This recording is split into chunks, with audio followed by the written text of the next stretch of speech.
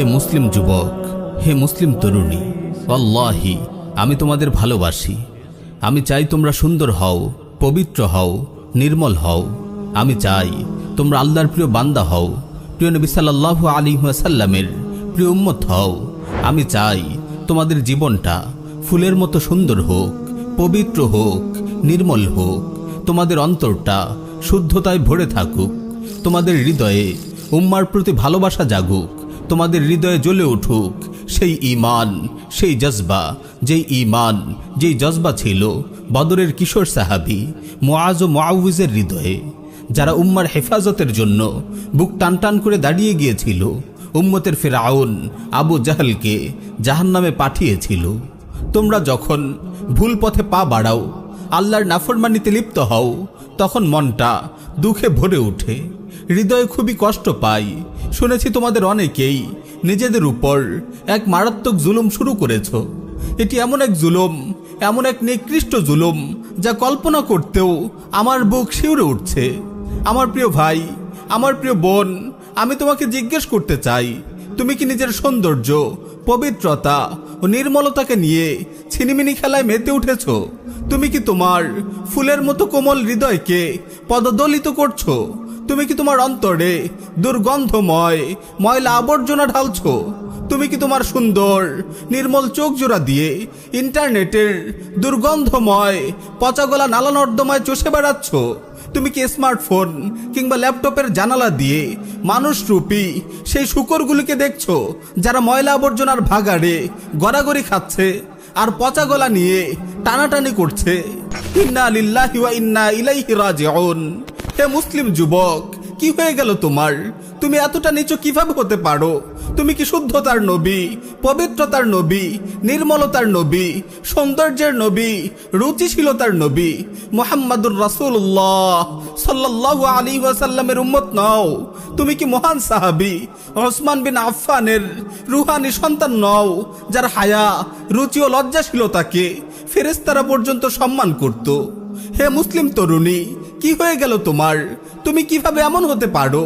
তুমি কি সাইয়্যিদা খাদিজা তাহিরার রুহানি মেয়ে নও? তুমি কি উম্মুল মুমিনিন আয়েশা সিদ্দিকার রুহানি সন্তান নও?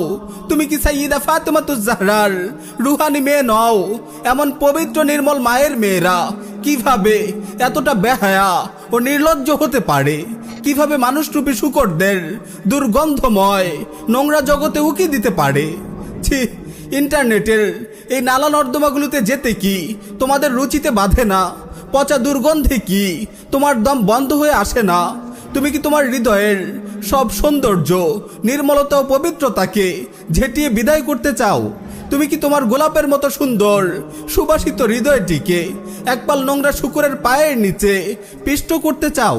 কে হতে চায় মলমূত্রের গর্তে হাবুডুবু খাওয়া এসব মানুষরূপী জানোয়ারের মতো, যারা নিজেদের মানুষত্বকে নিয়ে উপহাস করে, যারা মানুষের ঘরে জন্ম নিয়েও পশুর জীবন বেছে নেয়?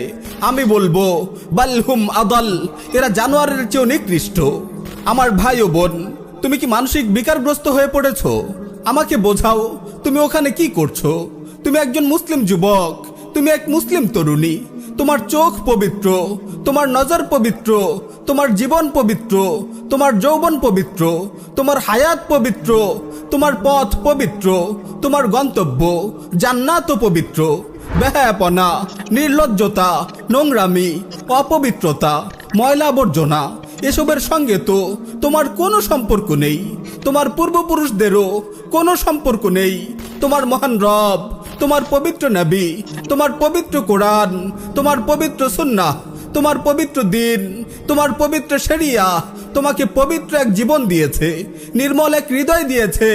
ইন্টারনেটের এই নালা নর্দমাতে মলমূত্রের মাঝে গড়াগড়ি খাওয়া শূকরের পালের মাঝে তোমার কি কাজ? তুমি কেন ওখানে? তুমি এক সৌভাগ্যবান মুসলিম যুবক, তুমি এক সৌভাগ্যবতী মুসলিম তরুণী। তুমি তো সুন্দরের প্রতীক, পবিত্রতার প্রতীক, নির্মলতার প্রতীক।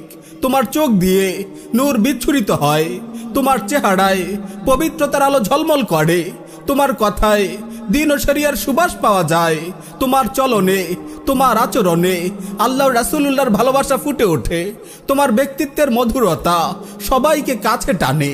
আমার ভাই, আমার বোন, তুমি ভালোভাবেই জানো যৌবন আল্লাহর কত বড় নিয়ামত। এই নিয়ামতের মূল্যায়ন করো, হেফাজত করো, তোমার যৌবনের পরিচর্যা করো। একটু অপেক্ষা কেন করছো না? দাম্পত্য জীবনের মধুর আয়োজনে কেন নিজেকে ব্যস্ত রাখছো না? নিজের সময়গুলোকে কাজে লাগাও, নিজের কেরিয়ার গড়ার পেছনে সময় দাও, নিজেকে উপার্জনক্ষম করো। একটি সুখী দাম্পত্য জীবন গড়ার পেছনে তুমি সময় দাও। কেন ইন্টারনেটের এসব নালা নর্দমায় গড়াগড়ি খাচ্ছ? নিজের ফুলের মতো যৌবনকে ক্ষতবিক্ষত করছো। তুমি কি মানসিকভাবে বিকারগ্রস্ত হয়ে পড়েছো? কেন এমন মাতালের মতো আচরণ করছো? তুমি কি কল্পনা করো না তুমি এক মুসলিম রাজপুত্র? একদিন তুমি রাজা হবে, তোমার ঘর আলো করে আসবে এক রাজকন্যা, সে হবে তোমার রানী। মধুর এক দাম্পত্য সাম্রাজ্য হবে তোমাদের। তোমাদের দুজনের এই বাগানে ফুটবে অনেকগুলো মানবকলি, ফুলের মতো শিশুদের হাসিতে ভরে উঠবে তোমার জীবন। কিন্তু তুমি যদি ইন্টারনেটের এই অশ্লীল জগতে সময় কাটাও, তাহলে তোমার যৌবনকে তুমি নিজ হাতেই ধ্বংস করবে, নিজ হাতেই তুমি বরবাদ করবে তোমার দাম্পত্য জীবনের মধুর আয়োজনকে।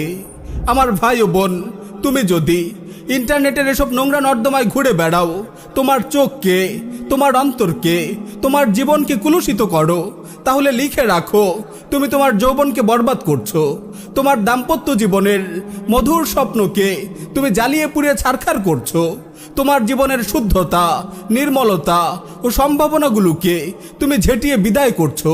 তোমার দুনিয়া, তোমার আখিরাত দুটোকেই বরবাদ করছো।